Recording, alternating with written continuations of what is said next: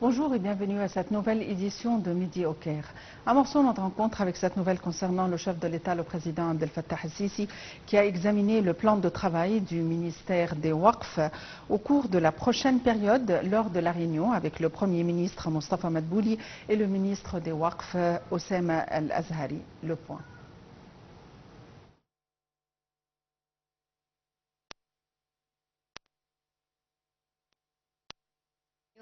Lors de sa réunion avec le Premier ministre Mostafa Madbouli et le ministre des Waqf, Dr Oussama Al-Azhari, le président Al-Sisi a enjoint de prêter attention aux imams et aux prédicateurs, ainsi que le développement des programmes de réhabilitation et de formation des imams qui sont réalisés dans le but de les qualifier religieusement, scientifiquement et culturellement par des spécialistes de haut niveau dans les domaines des sciences religieuses, des sciences humaines, des études sociales et culturelles, et ceci dans le but de renforcer leur capacité à suivre le rythme des problématiques contemporaines de manière modérée et éclairée selon la véritable religion islamique.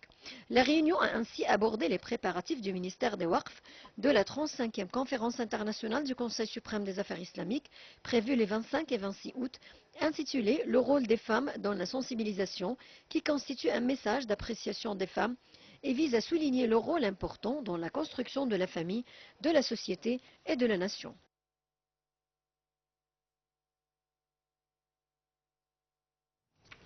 Le ministre des Waqf, Dr Oussama Al-Azhari, a déclaré que le ministère a adopté une stratégie basée sur 4 piliers afin d'affronter les courants d'extrémisme et du terrorisme en coordination avec les institutions religieuses en Égypte. Lors de sa visite au festival de la ville de la nouvelle ville d'El Alamein, il a déclaré que le ministère œuvrait à contrer toutes sortes d'athéisme ou toutes sortes d'athéisme et de déclin dans la religion ou dans les valeurs morales.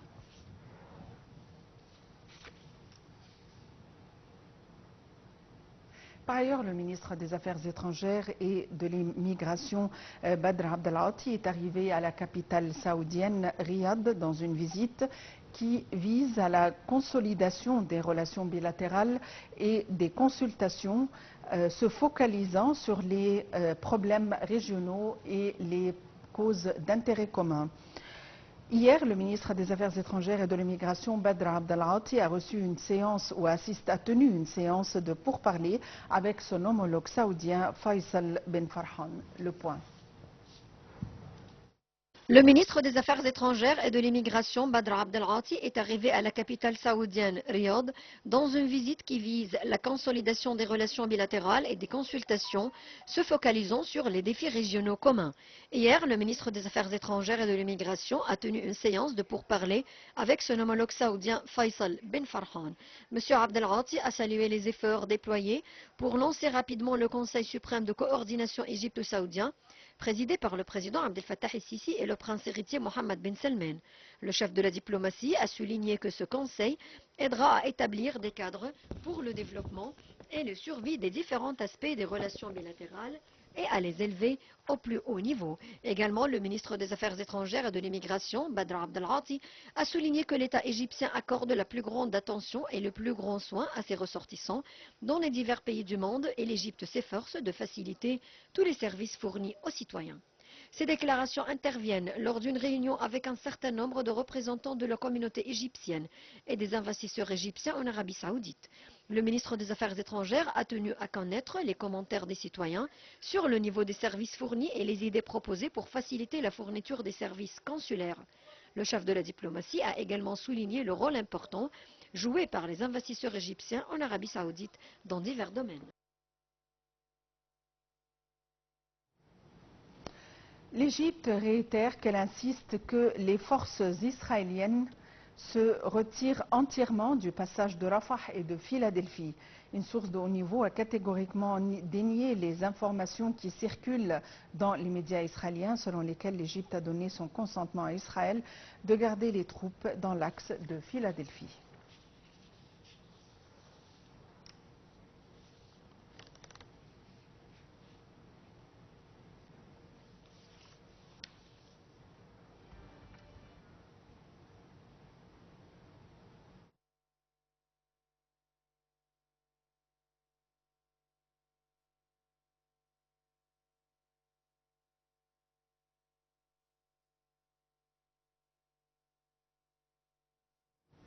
Et pour nous donner plus d'éclaircissements, nous avons le plaisir d'avoir en ligne Dr Raouf Ghafar, analyste politique.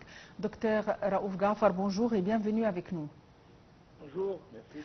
Dr Raouf Ghafar, les troupes israéliennes avaient indiqué que c'était l'Égypte qui leur avait donné l'approbation de rester dans l'axe de Philadelphie, alors que l'Égypte, évidemment, dénie tout ceci et ce sont des allégations.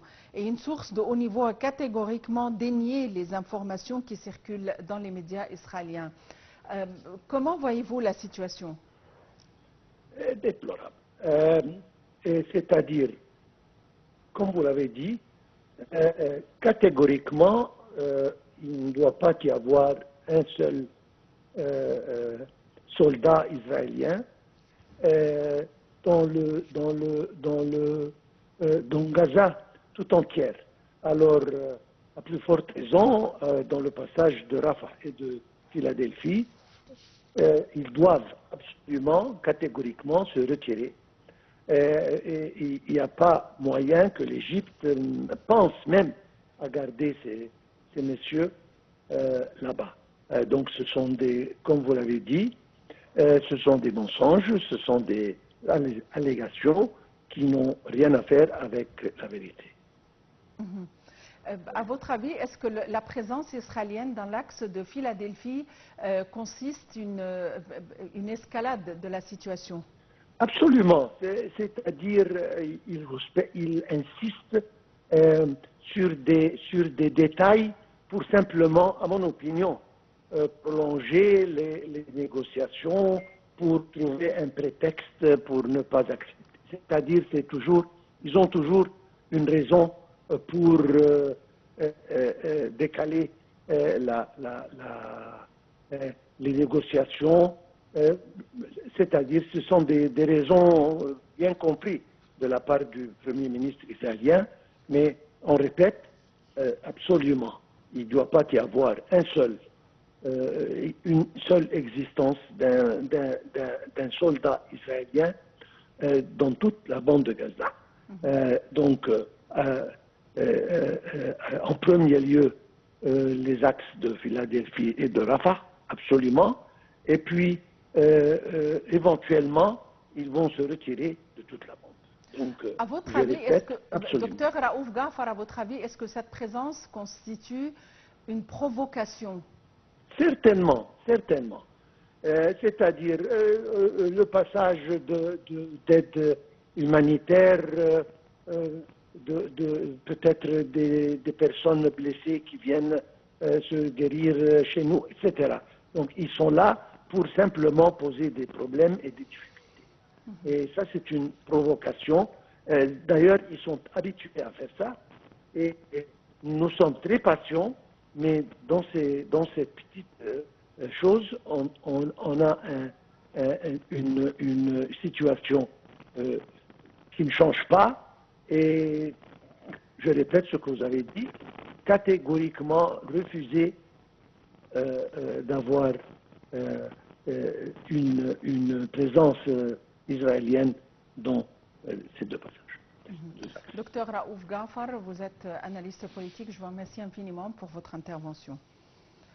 Le Premier ministre, Dr Mostafa Madbouli, s'est réuni avec les responsables des constructeurs automobiles Nissan en Égypte en présence d'un nombre de ministres pour accroître l'industrie locale des automobiles. Au cours de la réunion, le Premier ministre Mostafa Madbouli a enjoint d'élargir l'industrie automobile en Égypte après la formation du Conseil suprême de l'industrie automobile. Pour leur part, les représentants des constructeurs automobiles Nissan ont exprimé leur espoir d'investir environ 55,9 millions de dollars jusqu'à 2026 dans diverses activités pour renforcer sa présence en Égypte. Les constructeurs automobiles Nissan ont également exporté plus de 15 000 voitures fabriquées localement depuis août 2022 et œuvrent à augmenter le volume des exportations de plus de 50%.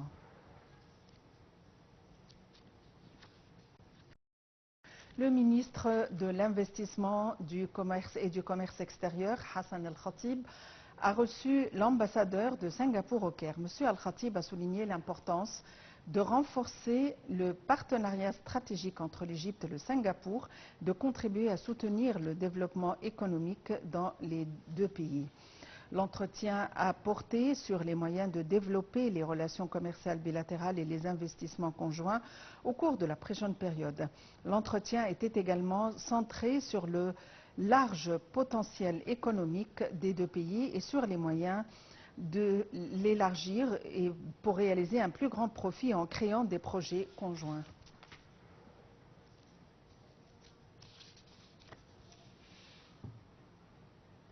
Le ministre des Ressources en eau et de l'immigration, Thani Soueilam, a examiné avec l'ambassadrice du Royaume de Bahreïn en Égypte, Fawziya Bint Abdallah Zenal, les moyens de renforcer les aspects de coopération future entre les deux pays dans le domaine des ressources hydriques.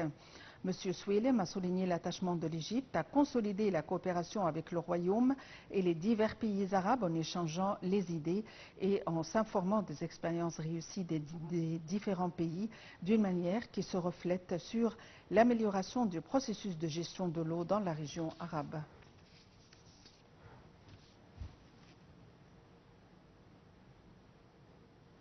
Fin de cette édition quotidienne de Midi au Caire. Merci de l'avoir suivi et à la prochaine.